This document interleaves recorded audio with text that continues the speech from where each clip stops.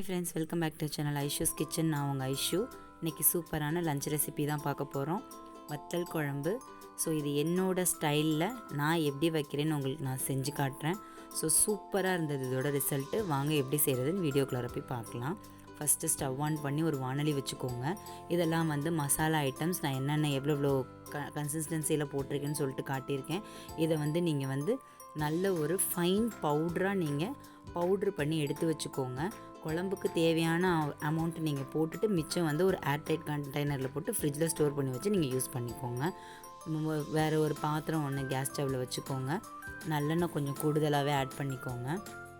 ஒரு ஸ்பூன் அளவுக்கு நம்ம வெந்தயம், ஒரு ஸ்பூன் அளவுக்கு கடுகுளுத்தம் பருப்பு போட்டு நல்லா பொரிஞ்சு வந்ததும் ஒரு கைப்பிடி அளவு கருவேப்பிலை இது கூட நம்ம போட்டுக்கலாம்.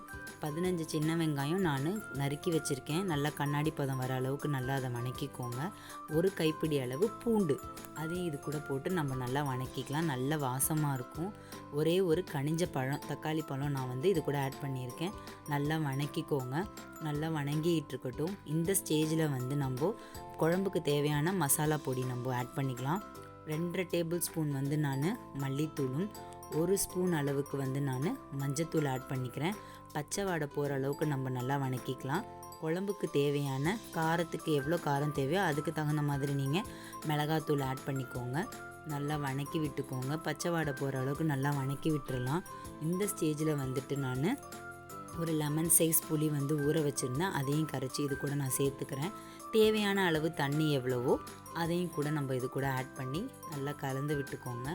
உப்பு பார்த்துக்கோங்க. உரப்பு எவ்வளோ தேவையோ அதுக்கு தகுந்த மாதிரி நீங்கள் போட்டுக்கோங்க. இந்த ஸ்டேஜில் நம்ம உப்பு தேவையான அளவு ஆட் பண்ணிக்கலாம். நான் கொஞ்சம் தான் இன்றைக்கி குழம்பு வைக்கிறேன். ஸோ கொஞ்சமாக நான் உப்பு ஆட் பண்ணுறேன். பார்த்துட்டு ஃபைனலாக நம்ம உப்பு வேணும்னா ஆட் பண்ணிக்கலாம். இது ஒரு பக்கம் கொதிச்சுக்கிட்டு இருக்கட்டும். இன்னொரு ஸ்டவ்வில் வானொலி வச்சுக்கோங்க. அதுலேயும் நல்லெண்ணெய் ஊற்றிக்கோங்க. ஒரு கைப்பிடி அளவு நான் வத்தல் எடுத்திருக்கேன். அதை நல்லா பொரித்து குழம்பு கொதிச்சிட்டு இருக்கும்போது அது கூட இதையும் ஊற்றி மூடி நல்லா கொதிக்க விட்டுடலாம். நல்லா கொதிஞ்சு வரட்டும். ஒன்று சேர நல்லா கலந்து விட்டுக்கோங்க. நல்லா அது கொதிஞ்சு வரட்டும். ஸோ மூடி போட்டு மூடி வச்சுருங்க. நல்லா கொஞ்சம் வெயிட் பண்ணும். பாருங்கள், சூப்பராக கொதிஞ்சு வந்துருச்சு. இந்த ஸ்டேஜில் நம்ம அரைச்சி வச்ச பவுட்ரை 1.5 டேபிள் ஸ்பூன் அளவுக்கு நான் ஆட் பண்ணிக்கிறேன். ஆட் பண்ணி நல்லா கொதிக்க விட்டுருங்க. நல்ல வாசமாக இருந்தது. நல்லா கொதித்து வந்துருச்சு. இந்த ஸ்டேஜில் பெருங்காயத்தூள் ஆட் பண்ணிக்கோங்க. ஒரு குட்டி வெல்லமும் இது கூட சேர்த்து போட்டு நல்லா கலந்து விட்டுக்கோங்க. சூப்பராக கொதித்து நல்லா எண்ணெய் பிரிஞ்சு வந்துருச்சு. ஸோ இந்த ஸ்டேஜில் நம்ம ஸ்டவ் ஆஃப் பண்ணிடலாம். நல்லா கொதிக்க விட்டுருங்க. பாருங்கள், நல்ல எண்ணெய் பிரிஞ்சு சூப்பராக வந்துருந்தது.